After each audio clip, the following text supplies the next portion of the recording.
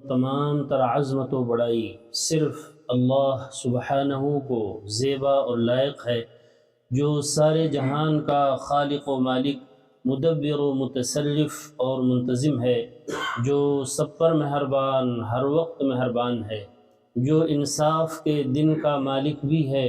اے اللہ، آپ ہی کی ہم سب عبادت کرتے ہیں اور کرتے رہیں گے، اور آپ ہی سے ہم سب مدد مانگتے ہیں اور مانگتے رہیں گے۔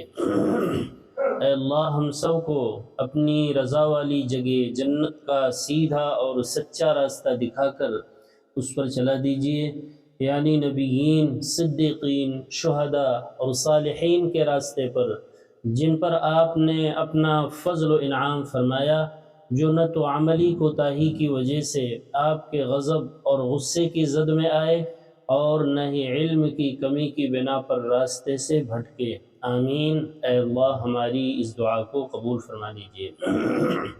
درود و سلام نازل ہو تمام انبیاء کرام پر، خصوصاً آخری نبی محمد صلی اللہ علیہ وآلہ وسلم پر، آپ کی آل اور اصحاب پر۔ اما بعد،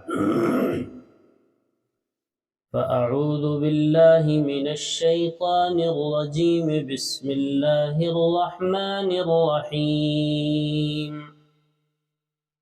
وَإِذَا قِيلَ لَهُمْ لَا تُفْسِدُوا فِي الْأَرْضِ قَالُوا إِنَّمَا نَحْنُ مُصْلِحُونَ أَلَا إِنَّهُمْ هُمُ الْمُفْسِدُونَ وَلَكِنْ لَا يَشْعُرُونَ وَإِذَا قِيلَ لَهُمْ آمِنُوا كَمَا آمَنَ النَّاسُ قَالُوا أَنُؤْمِنُ كَمَا آمَنَ السُّفَهَاءُ أَلَا إِنَّهُمْ هُمُ السُّفَهَاءُ وَلَكِنْ لَا يَعْلَمُونَ۔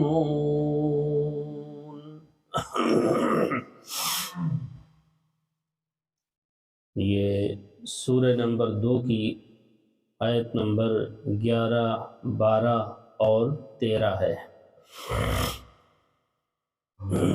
بیان چل رہا ہے ان لوگوں کا جن کے دلوں میں مرض ہے، جو زبان سے تو کہتے ہیں کہ ہم ایمان لائے، لیکن حقیقت یہ ہے کہ وَمَا هُمْ بِمُؤْمِنِينَ، اندر سے وہ ایمان والے ہیں نہیں۔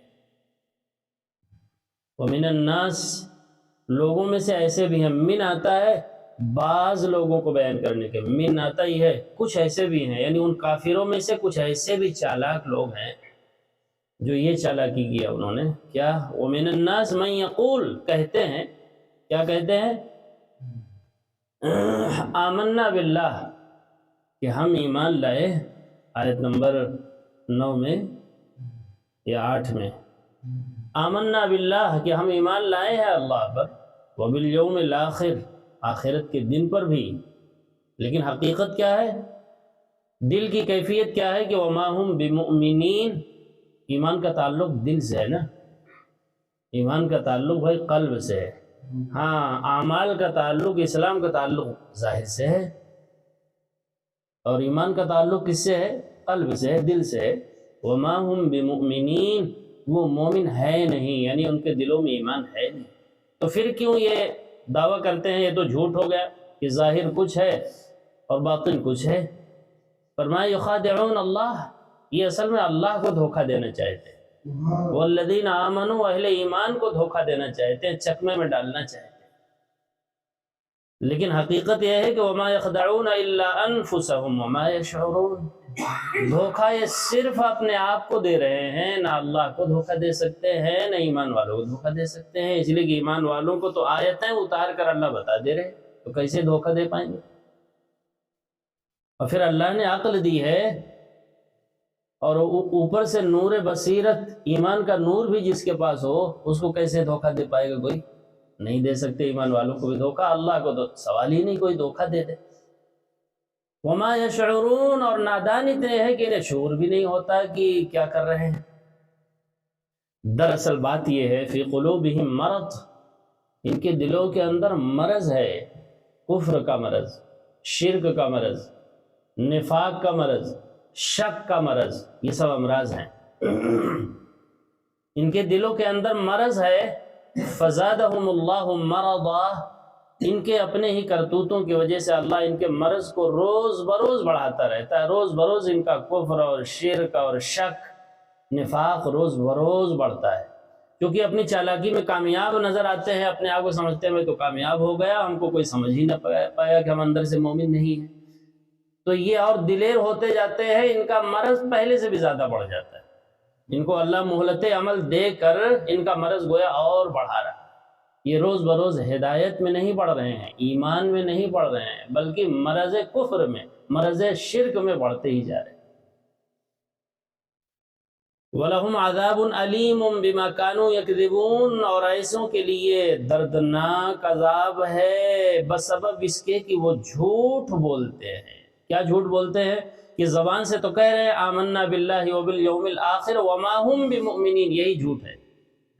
یہی کیا ہے بھائی؟ یہی تو جھوٹ ہے نا، کہ ظاہر وہ چیز کر رہے ہیں جو ان کے دل کے اندر نہیں ہے، تو کس لیے؟ دھوکہ دینے کے لیے، یہی جھوٹ ہے۔ اسی جھوٹ کی وجہ سے آخرت کے اندر ایسے منافقین کے لیے دردناک عذاب ہے، بلکہ سب سے زیادہ عذاب ہے۔ بما کانوا یکذبون، جھوٹ سمجھ میں آیا کیا ہے؟ وہی اوپر کی بات آیت نمبر 8 میں، کہ آمنا باللہ وبالیوم الآخر، مومن ہے نہیں لیکن کہہ رہے ہیں کہ مومن ہیں، یہ تو جھوٹ ہی ہوا۔ اسی جھوٹ کی وجہ سے دردناک عذاب ہے۔ اچھا بھائی، آج کا درس، وَإِذَا قِيلَ لَهُمْ، اور جب ان کو سمجھایا جاتا ہے، ان کا رویہ، چونکہ جو سچے مومن ہیں، صحابہ کرام تھے محمد صلی اللہ علیہ وسلم پر، جو لوگ سچے دل سے ایمان لائے تھے، ان کی کیفیت کچھ اور، ان منافقین کی کیفیت کچھ اور، ان کی چال ڈھال بالکل الگ، تو ان کو سمجھایا جاتا، قیل لہم، سمجھایا جاتا کہ اس طرح ایمان لاؤ جیسے اور لوگ ایمان لائے۔ وَإِذَا قِيلَ لَهُمْ، ان کو جب کہا جاتا کہ لا تفسدوا فی الارض، زمین میں فساد نہ پھیلاؤ، یہ جو روش تم اختیار کیے ہو دھوکہ بازی والی، اس سے فساد پھیلتا ہے۔ سب سے بڑا فساد زمین میں کیا ہے؟ فساد فی الارض، سب سے بڑا فساد کفر اور شرک ہے۔ ان الشرک لظلم عظیم، سب سے بڑا ظلم کیا ہے بھائی؟ روئے زمین پر کیا ہے؟ شرک ہے۔ ایک آدمی شرک کرتا ہو لیکن ہو بہت اخلاق والا، تو کیا کہیں گے آپ؟ وہ اچھا آدمی ہے؟ نہیں، سب سے بڑا فسادی ہے وہ جو شرک کر رہا ہے اللہ کی نظر میں۔ ہوتا ہے بہت سے لوگ مشرک ہیں، شرک کرتے ہیں، بت پوجا بھی کرتے ہیں، یا اور بھی جو شرکیہ چیزیں ہیں سب کرتے ہیں۔ مسلمان ہیں، مثلا مزاروں پہ سجدے بھی کر رہے ہیں، غیر اللہ سے مدد مانگتے ہیں، گڑ گڑاتے ہیں، جا کر شرک کر رہے ہیں، لیکن ہیں بہت بااخلاق۔ تو قرآن انہیں کیا کہہ رہا ہے؟ فسادی ہیں، سب سے بڑا فسادی ہے اللہ کی نظر میں۔ تو کہا جاتا کہ بھائی یہ جو فساد تم پھیلا رکھے ہو، کفر اور شرک کے جراثیم تمہارے اندر ہیں، وہ مسلمانوں کے اندر آ کے ڈالتے ہو، گھس کے ان کے اندر یہ فساد کیوں پھیلاتے ہو؟ آگے ان کو بھی شک میں ڈال دیتے ہو اللہ کی کتاب کے بارے میں۔ اچھا، کس پر ایمان لانے کو کہا جا رہا ہے؟ یہ تفسیر ابھی آئے گی آگے۔ وَإِذَا قِيلَ لَهُمْ آمِنُوا بِمَا أَنزَلَ اللَّهُ، ایمان لاؤ اس چیز پر جو اللہ نے نازل کیا ہے۔ بات تو اس کتاب ہی کی ہو رہی ہے۔ ہر جگہ جب ایمان لانے کی بات آئے گی تو کس کے بارے میں ہو رہی ہے؟ کتاب کے بارے میں، اللہ کے جو پیغامات ہیں، اللہ کے جو اوامر ہیں، اللہ نے جن چیزوں سے منع فرمایا ہے ان پر ایمان لاؤ اور اس پر عمل کرو، یہی مطلب ہے۔ سیدھا سیدھا ایمان لانے کا مطلب کیا ہے؟ اللہ کی جو باتیں ہیں کرنے کی وہ کرو، اور جو باتیں اللہ نے منع کی اس کو نہ کرو، بس یہی ہے ایمان لانا۔ پیغمبر کے ذریعے سے جو باتیں بھی اللہ نے نازل کی ہیں اس پر عمل کرو، جیسے اور صحابہ کرام عمل کرتے ہیں۔ وَإِذَا قِيلَ لَهُمْ آمِنُوا بِمَا أَنزَلَ اللَّهُ، جب ان سے سمجھایا جاتا ایمان لاؤ بما انزل اللہ پر، جو اللہ نے نازل کیا اس پر ایمان لاؤ، تو جانتے ہیں کیا جواب دیتے تھے؟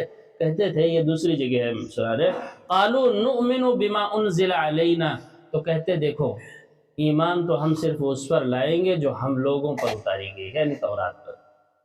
دیکھیے سب سے بڑے منافق جو لوگ تھے جنہوں نے نفاق سکھایا ان لوگوں کو، جو مدینے میں مشرک تھے، شرک کرنے والے تھے، امی تھے، وہ تو جانتے نہیں تھے، کتاب ان کے ہاں آئی ہی نہیں تھی، تو جنہوں نے نفاق کا سبق پڑھایا وہ کون لوگ تھے جانتے ہیں؟ یہود۔ ہاں، سب سے بڑے منافق تو وہی، نفاق کا سبق پڑھایا ہی انہوں نے کہ دیکھو اس طرح جو ہے ایمان والوں کو تم دھوکہ دے سکتے، ایمان لانے کا اعلان کر دو اور شام تک جو ہے چلے آؤ، کہے کہ بھائی ہم کو تو یہاں کچھ ملا نہیں، وہی ٹھیک تھا جہاں ہم تھے، یہاں کچھ ہے وہی نہیں۔ آیت گزر چکی ہے، تیسرے پارے میں سنا چکے ہیں 2-3 دن پہلے۔ آمینو جو مسلمانوں پر نازل کی گئی ہے، آمینو وجہ النہار، دن کے شروع میں ایمان لاؤ، وغفروا آخرہ، اور دن کا آخر ہو جائے شام تک تو کفر کا اعلان کر دو، لعلہم یرجعون، تاکہ سب جو چلے گئے ہیں ادھر محمد کے ساتھ ہو گئے ہیں سب واپس آ جائے۔ اللہ اکبر۔ قالو، تو وہ کیا کہتے تھے؟ نؤمن بما انزل علینا، دیکھو بھائی ہم لوگ تو ایمان صرف اسی پر رکھتے ہیں، اسی پر رکھیں گے جو ہم پر نازل کی گئی، یعنی تورات پر۔ یہ بہانہ تھا، ورنہ تورات پر بھی ایمان نہیں تھا ان کا۔ تورات پر ایمان ہوتا تو محمد صلی اللہ علیہ وسلم پر ایمان لاتے، اس لیے کہ محمد صلی اللہ علیہ وسلم کی پیشین گوئیاں سب تورات میں موجود تھیں، قرآن کے بارے میں باتیں لکھی ہوئی تھیں، تو اگر وہ تورات پر ایمان لاتے تو لازمی پھر محمد صلی اللہ علیہ وسلم اور ان پر نازل کی گئی کتاب پر ایمان لاتے۔ تورات پر ہی تو ایمان نہیں تھا ان کا، لیکن یہ بہانہ تھا کہ بھائی ہم تو ایمان لائے ہیں جو ہم پر نازل کیا گیا، یعنی تورات پر۔ وَيَكْفُرُونَ بِمَا وَرَاءَهُ، اور جو اس کے علاوہ ہیں ان سب کا وہ گویا کفر کرتے تھے، ہم کسی اور کو مانتے ہی نہیں، ہم تو صرف تورات کو مانتے ہیں، حالانکہ وَهُوَ الْحَقُّ، حق یہی ہے، اب یہی قرآن ہی حق ہے، مُصَدِّقًا لِمَا مَعَهُمْ، اب جس کی یہ تصدیق کرے گا وہی سچ ہوگی، جس بات کی تصدیق قرآن کر دے گا اب وہی سچ ہوگی، اس لیے کہ الفرقان یہی کتاب ہے قیامت تک کے لیے، جس پر یہ مہر لگا دے گا وہ صحیح ہے، جس پر یہ مہر نہ لگائے وہ بات صحیح نہیں، وہ الحق ہو۔ اچھا ٹھیک، تو فرمایا وَإِذَا قِيلَ لَهُمْ، جب ان سے کہا جاتا، سمجھایا جاتا ان کو، لَا تُفْسِدُوا فِي الْأَرْضِ، زمین میں فساد نہ پھیلاؤ، کفر اور شرک کی روش اپنا کر، نفاق کی روش اپنا کر فساد مت برپا کرو، تو کیا کہتے تھے جانتے ہیں؟ تو کہتے تھے قالو انما نحن مصلحون، ہم ہی تو یار اصل اصلاح کرنے والے ہیں، ہماری ہی وجہ سے تو یہ سب کچھ نظر آ رہا ہے، جتنا بھی خیر ہے نا سب کچھ یہ ہماری وجہ سے، اگر ہم نہ ہوتے تو یہ بھی نہ ہوتا۔ دیکھا آپ نے، جو فسادی ہوتے ہیں وہ اپنے آپ کو مصلح بتاتے ہیں، مچا رہے ہیں فساد اور بتا کیا رہے ہیں کہ ہم ہی تو مصلح ہیں، ہم ہی تو اصلاح کرنے والے ہیں۔ یہ اللہ نے واضح کرتے ہوئے فرمایا والذین یمسکون بالکتاب واقاموا الصلاۃ، جو لوگ کتاب کو، اللہ کی کتاب کو مضبوطی سے پکڑیں اور صلاح قائم کریں، کتاب کی باتوں کو قائم کرنے والے بنیں، جب علم دیں گے تبھی تو قائم ہوگی، صلاح کو قائم کریں، اللہ کے احکامات کو قائم کریں، بطور خاص نماز صلاح، وَأَقَامُوا الصَّلَاةَ إِنَّا لَا نُضِيعُ أَجْرَ الْمُصْلِحِينَ، یہ ہے مصلح۔ مصلح کون ہے؟ جو سب سے پہلے کیا پکڑے؟ اللہ کی کتاب، یمسکون بالکتاب، پہلے اللہ کی کتاب کو مضبوطی سے وہ پکڑیں تب یہ مصلح ہوں گے، ورنہ یہ مصلح ہو ہی نہیں سکتے، کس سے اصلاح کرو گے؟ جو نصاب اللہ نے آسمان سے اتارا ہے صاف ستھرا وہ تو تمہارے پاس ہے ہی نہیں، اصلاح کرو گے کس سے؟ اللہ کو اور کوئی اصلاح تو پسند بھی نہیں، وہ اصلاح کرو جو اس کے مطابق ہے۔ والذین یمسکون بالکتاب واقاموا الصلاۃ انا لا نضيع اجر المصلحین، تو ایسے مصلحین، ایسے اصلاح کرنے والوں کے اجر کو ہم ضائع نہیں کرتے ہیں، پورا پورا ایسے لوگوں کا ثواب ہم عطا کرتے ہیں۔ تو بہرحال سب سے بڑا فساد کیا ہے بھائی؟ زمین میں کفر اور شرک، اس سے بڑا کوئی فساد نہیں ہے۔ والکافرون هم الظالمون، اللہ تعالیٰ نے فرمایا کافر ہی سب سے بڑا ظالم ہے۔ ان الشرک لظلم عظیم، روئے زمین پر شرک ہی سب سے بڑا فساد ہے، سب سے بڑا ظلم ہے۔ بھائی ظلم زیادتی کرنے سے فساد پھیلتا ہے کہ نہیں؟ چاہے وہ اللہ کے ساتھ ظلم ہو یعنی شرک، چاہے وہ لوگوں پر ظلم زیادتی ہے تو وہ فساد ہی تو پھیلے گا۔ تو فساد کی اصل چیز کیا ہے؟ فساد کا ترجمہ کیا ہے؟ ظلم، چاہے وہ شرک ہو، چاہے وہ لوگوں پر ظلم زیادتی ہو، ان کے حقوق، جب دوسروں کے حقوق آپ لیں گے تو زمین میں فساد پھیلے گا۔ ایک جگہ اللہ تعالیٰ نے فرمایا فمن اظلم ممن کذب بآیات اللہ وصدف عنہا، اس سے بڑا ظالم کون ہوگا، یعنی سب سے بڑا ظالم وہی ہے جو اللہ کی آیتوں کی تکذیب کرے، جھٹلائے، اس میں شک میں پڑ جائے، وہ سب سے بڑا ظالم ہے۔ جب اللہ کسی کو ظالم کہہ دے تو وہ عادل نہیں ہو سکتا، وہ ظالم ہی ہے۔ ساری دنیا بھی اگر اسے عادل بتائے تو عادل نہیں ہے، وہ ظالم ہے، لوگ پہچاننے میں غلطی کر رہے ہیں۔ ایک جگہ فرمایا فمن اظلم، جہاں سے 24واں پارہ شروع ہوتا ہے، فمن اظلم ممن کذب علی اللہ وکذب بالصدق اذ جاءہ۔ اس آیت میں یہ بتایا گیا ہے جو شخص بھی اللہ پر جھوٹ بولے، جو شخص بھی اللہ پر جھوٹ بولے وہ اپنا ٹھکانہ جہنم بنا لے۔ یہ بات دراصل قرآن کے لیے تھی۔ جو شخص اللہ پر کیا بولے بھائی، جھوٹ بولے، تو وہ اپنا ٹھکانہ کہاں بنا لے، سمجھ لے کہ جہنم میں۔ یعنی اللہ نے کوئی بات کہی نہیں ہے، وہ اللہ کے حوالے سے کہتا ہے کہ اللہ نے کہا۔ کتنے لوگوں کو ہم نے سنا، مطلب عام آدمی جب وہ جوش میں آتے ہیں دین کے، دینداری کی، یہ بتانے کے لیے ہم بھی بہت دیندار ہیں، تو کیا کہتے ہیں معلوم ہے، قرآن میں یہ بات لکھی ہوئی ہے، بات اپنی کر رہے ہوتے ہیں اور کیا حوالہ دیتے ہیں کہ قرآن میں یہ بات لکھی ہوئی ہے۔ کان میں آواز پڑتی ہے، میں سوچنے لگتا ہوں کہ آخر کس بارے میں یہ بات ہے، ہمیں تو نظر ہی نہیں آ رہی، لیکن چونکہ انہیں سامنے والے کو مرعوب کرنا ہے جی، اس لیے کیا کہتے ہیں قرآن میں بات لکھی ہوئی ہے، یعنی جلدی ہماری بات مانو فوراً جو ہم کہہ رہے ہیں، دھوس جمانے کے لیے۔ تو اللہ نے کیا فرمایا، 24واں پارہ جہاں شروع ہوتا ہے فمن ظلم ممن کذب علی اللہ، اس سے بڑا ظالم کون ہوگا جو اللہ ہی پر جھوٹ بولے جا رہا ہے۔ اللہ نے بات کہی نہیں ہے قرآن میں، اپنے کہہ رہا ہے اللہ نے کہا ہے۔ آگے فرمایا الیس فی جہنم مثوی للکافرین، ایسے کافروں کا ٹھکانہ جہنم کے سوا بھی کچھ ہے۔ اسی کو ہم نے اپنے الفاظ میں کہا، جو اللہ پر جھوٹ بولے اس کو چاہیے کہ اپنا ٹھکانہ جہنم میں بنا لے۔ جو اللہ نے کہا ہے وہی کہو، وَلَا تَقُولُوا عَلَى اللَّهِ إِلَّا الْحَقِّ، اللہ پر حق بات کے سوا کچھ مت کہو۔ جو حق اللہ نے اتارا ہے وہی حق اللہ کی طرف منسوب کرو، بس اپنی طرف سے مت کہو کہ اللہ نے کہا ہے۔ تو اس کو بھی اللہ نے کیا بتایا، ظالم ہے، فسادی ہے۔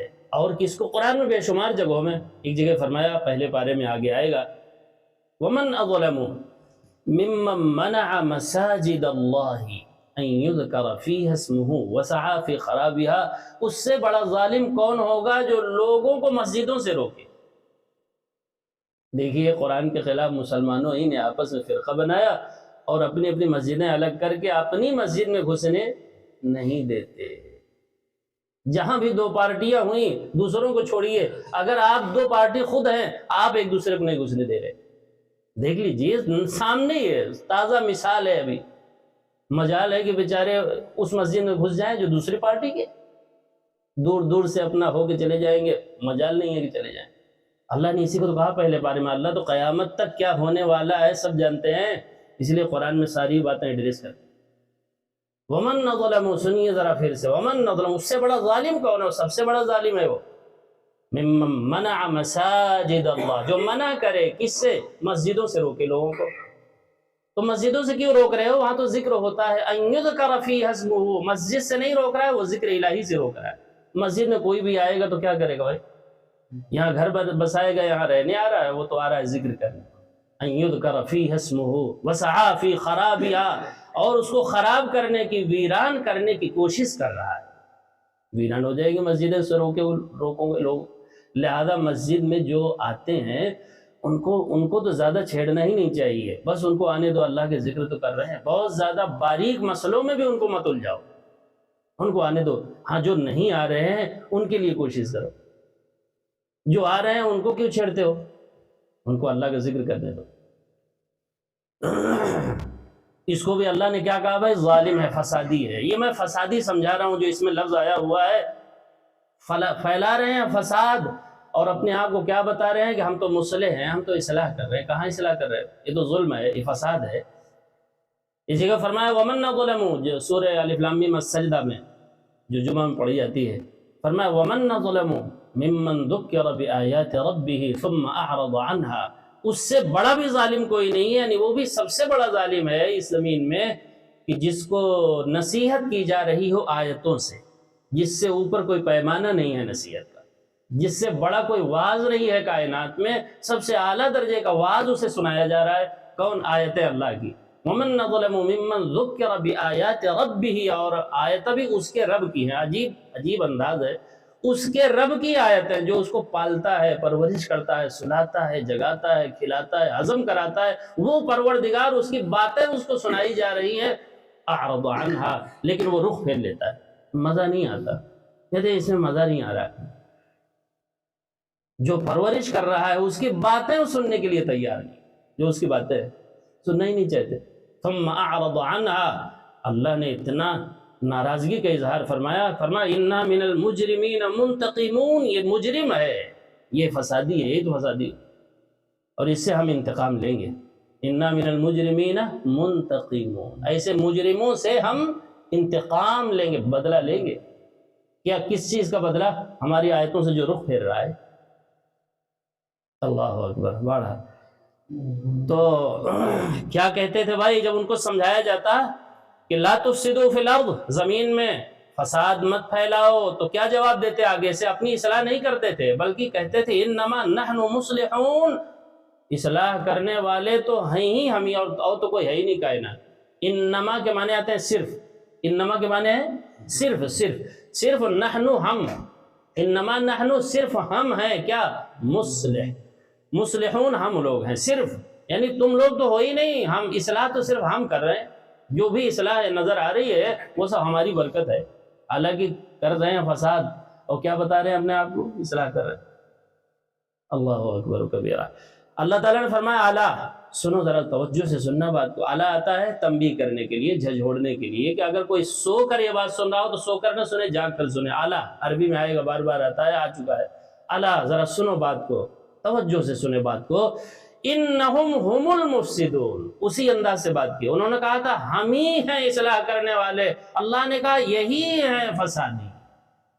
وہی انداز، ظاہر سی بات ہے، تبھی تو ان کا جواب بنے گا۔ انما نحنو کا جواب انہم ہم المفسدون، اور اعلیٰ تنبیہ کے لیے اس سے پہلے لگا دیا۔ اعلیٰ ذرا اس بات کو بہت غور سے سنو، کیونکہ یہ بالکل اوپر والے الٹ کے خلاف ہے، بات کے خلاف ہے، ایک دم الٹ ہے۔ اعلیٰ ذرا توجہ سے سنو بات کو۔ انہم ہم المفسدون، دو مرتبہ ہم آیا اور ایک مرتبہ ان، کئی تاکیدیں آئی، یہی اور یہی ہے فساد۔ ایسے ہی لوگ کیا ہیں؟ شرک کرنے والے، کفر کرنے والے، نفاق، یہی ہے فسادی۔ وَلَكِنْ لَا يَشْعُرُونَ، لیکن نادان اتنے ہیں کہ انہیں شعور بھی نہیں، مچا رہے ہیں فساد، اور اپنے آپ کو کیا بتا رہے ہیں کہ ہم مصلح ہیں، ہم اصلاح کرنے والے ہیں، بلکہ کہتے ہیں ہم ہی اصلاح کرنے والے ہیں، ہم نہ ہوں تو یہ دین ہی نہ ہو، کچھ ہوگا ہی نہیں۔ اللہ اکبر۔ اور سنیے، ایک دوسرے انداز سے پھر ان کو سمجھایا جاتا، چلو اس طرح نہیں سمجھے تو اب اور سمجھ لو۔ وَإِذَا قِيلَ لَهُمْ، اور جب ان کو سمجھایا جاتا ہے ایک دوسرے انداز سے بھی، کیا؟ آمنوا کما آمن الناس، اور واضح اور کلیئر، تاکہ بات سمجھ آئے ان کو شعور نہیں ہے نا۔ منافقین کو سمجھایا جاتا کہ دیکھو جی، ایمان لاؤ ایسے جیسے اور لوگ ایمان لائے ہیں، محمد صلی اللہ علیہ وسلم کے ساتھی ہیں، دیکھو کس طرح دین پر عمل کرتے ہیں، ایسے ایمان لاؤ جیسے اور لوگ ایمان لائے ہیں، محمد صلی اللہ علیہ وسلم کو جو ارد گرد رہتے ایسے ایمان لاؤ۔ تب کیا جواب دیتے تھے؟ اللہ اکبر۔ دیکھیے اب دل میں جو بات ہے وہ اندر نکل آئی، وہ باہر نکل آئی۔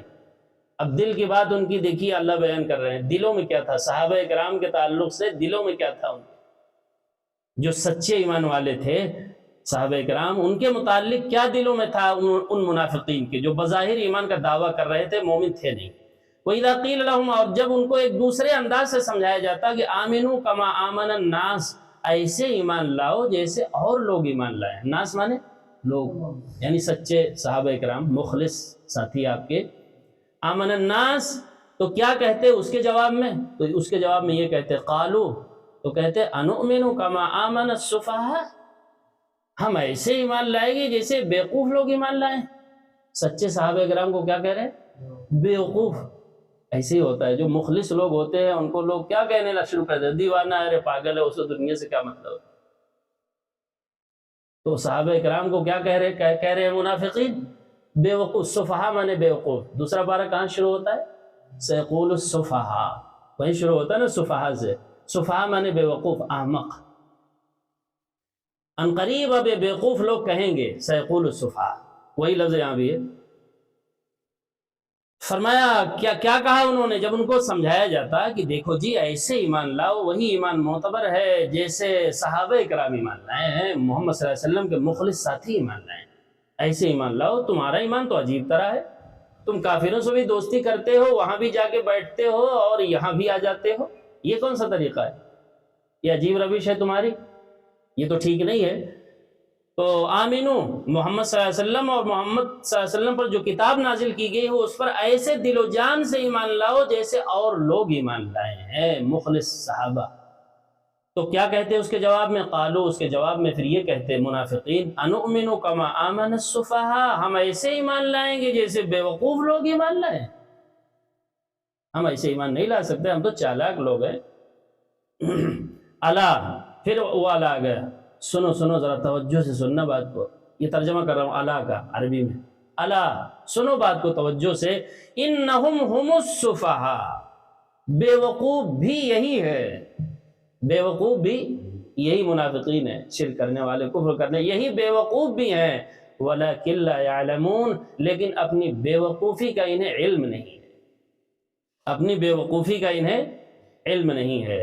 اللہ تعالیٰ نے ایک جگہ اسی صورت میں آیت نمبر 130 میں فرمایا، اسی صورت میں 130، یہ آیت نمبر کتنی ہے؟ 13 ہے نا. 130 میں فرمایا کہ بیوقوف کون ہے. بیوقوف کی اور وضاحت کی. فرمایا وَمَن يَرْغَبُ عَن مِّلَّةِ إِبْرَاهِيمَ إِلَّا مَن سَفِهَ نَفْسَهُ، اسی صورت میں پارہ 1 ہے نا، اس کے آخر میں فرمایا وَمَن يَرْغَبُ عن مِّلَّةِ إِبْرَاهِيم، جو شخص بھی ابراہیم کی ملت سے اعراض کرے، رخ پھیرے، وہی بیوقوف ہے. سبحان اللہ وبحمدہ. وَمَن يَرْغَبُ، رکوع شروع ہوتا ہے وہیں سے. وَمَن يَرْغَبُ، جو شخص بھی، یرغب عن کے معنی آتے ہیں رخ پھیرنا. اگر عن نہ آتا تو معنی ہوتے رغبت کرنا. بعض مرتبہ ایسا لفظ اس کے ساتھ عن آ گیا تو معنی ہی بدل گئے. رغب عن کے معنی ہے اعراض کرنا، اور خالی رغبہ ہوتا تو رغبت کرنا، چاہنا نہیں ہوگا، چاہنے کا الٹنا چاہنا ہوگا، جی الٹا ہو جائے رغب عن. بعض مرتبہ ایسا لفظ اس کے ساتھ آ گیا اس کا وہ معنی بدل گیا، الٹ گیا. رغب عن، جو شخص بھی بے رغبتی کرے، کس سے؟ عن ملت ابراہیم، ابراہیم کی ملت سے، جس پر قائم رہنے کا حکم خود محمد صلی اللہ علیہ وسلم کو اللہ نے دیا ہوا ہے. 14ویں پارے کے آخر میں سورہ نحل میں فرمایا ثم اوحینا الیک ان اتبع ملت ابراہیم حنیفا، پھر ہم نے آپ کی طرف بھی وحی کیا ہے پیغمبر محمد صلی اللہ علیہ وسلم کہ آپ بھی اب ملت ابراہیمی کی اتباع کریں گے. تو جو شخص بھی، اب بس موٹا اصول، چونکہ وہ اپنے آپ کو یہودی اور نصرانی کیا کہتے تھے، دیکھیے جب جھگڑا ہو تو فیصلے کے لیے ایسی شخصیت کو لایا جائے گا جس کو سب مانتے ہیں. تو اس لیے ابراہیم کا فیصلہ ابراہیم سے ہوگا نا کہ بیوقوف کون ہے، کیونکہ ابراہیم علیہ السلام کو یہودی بھی اپنا بڑا مانتے ہیں اور نصرانی بھی. سب کا دعویٰ تھا کہ ابراہیم یہودی تھے. یہود کیا کہتے تھے کہ ابراہیم علیہ السلام کیا تھے؟ یہودی تھے. اور نصرانی کیا کہتے تھے؟ نہیں جی یہودی نہیں تھے، وہ نصرانی تھے. اور اللہ نے کیا کہا؟ آگے آئے گا تیسرے پارے میں ما کان ابراہیم یہودیا ولا نصرانیا ولکن کان حنیفا مسلما. ابراہیم نہ تو یہودی تھے جیسے یہودیوں کا دعویٰ ہے، نہ ابراہیم نصرانی تھے جیسے نصرانیوں کا دعویٰ ہے، بلکہ ابراہیم تو خالص مسلم تھا، کچھ نہیں تھا. یہ تمہارے فرقوں سے اس کو کیا لینا دینا ہے، وہ تو ہر ایک سے کٹ چکا تھا. یہی اس کی خوبی تھی، یہ ان سب جھمیلوں سے ہٹ چکا. تو کیا فرمایا، جو شخص بھی اب ملت ابراہیمی سے اعراض کرے گا، رخ پھیرے گا، تو وہ کون ہوگا؟ الا من سفیہ نفسہ، وہی صفحہ گیا، یہ صفیہ ہے وہاں صفحہ ہے، جمع ہے. الا من سفیہ نفسہ، وہ بے وقوف ہی ہو سکتا ہے اور کوئی ہو ہی نہیں سکتا. تو یہ ملت ابراہیمی سے تو یہ سب ہٹے ہوئے تھے، اپنے آپ کو مسلم کہنے کے لیے تیار نہیں تھے جب تک اپنے آپ کو کے ساتھ یہودی نہ لگائیں. تو انہوں نے اپنے لیے یہودی لگانا کیا کر رکھا تھا؟ لازم کر رکھا تھا۔ نصرانیوں نے نصرانی لگانا اپنے لیے لازم کر رکھا تھا۔ اور ابراہیم تو نہ یہودی تھے نہ نصرانی تھے، وہ تو مسلم تھے، تم بنو مسلم خالی تو ہو جاؤ گی ابراہیمی۔ جو شخص بھی ملت ابراہیمی سے اعراض کرے گا تو وہ بے وقوف ہی ہو سکتا ہے اور کچھ بھی نہیں ہو سکتا۔ سفیہ نفس من اپنے آپ کو بے وقوف بنا رہا ہے وہ، اور کچھ نہیں۔ ابراہیم کون تھے؟ ان کا تعارف شروع کر دیا، وَلَقَدِ اصْطَفَيْنَاهُ فِي الدُّنْيَا۔ ابراہیم وہ شخصیت ہیں جن کو ہم نے دنیا کے اندر منتخب کر لیا تھا، ہمارے برگزیدہ بندے ہیں دنیا کے اندر۔ اب جتنے بھی ان کے بعد ہیں سب کو ان کی اتباع کرنی ہوگی، ان کو اپنا نمونہ سمجھنا ہوگا۔ قد كانت لكم اسوة حسنة في ابراہیم والذین معه، اللہ نے 28ویں پارے سورہ ممتحنہ فرمایا اب تم سبوں کے لیے اے بعد والو ابراہیم کی زندگی نمونہ ہے۔ کیا کہا؟ اپنے تمام بعد والوں کے لیے اللہ نے جس کی امامت کا اعلان قرآن میں کیا ہے وہ ابراہیم علیہ السلام ہے۔ فرمایا فَأَتَمَّهُنْ قَالَ إِنِّي جَاعِلُكَ لِلنَّاسِ إِمَامًا، جب سارے امتحان انہوں نے پاس کر لیے تو اللہ نے پھر ان کو ایک انعام دیا کہ اے ابراہیم اب میں تجھے تمام لوگوں کا، قیامت تک آنے والے تمام لوگوں کا امام بنا رہا ہوں۔ اب آخری پیغمبر بھی آپ کی ملت کی اتباع کریں گے، جو ملت آپ پر ہم نے نازل کی ہے، یعنی ہر طرف سے ہٹ کر کٹ کر خالی مسلم بنے گے۔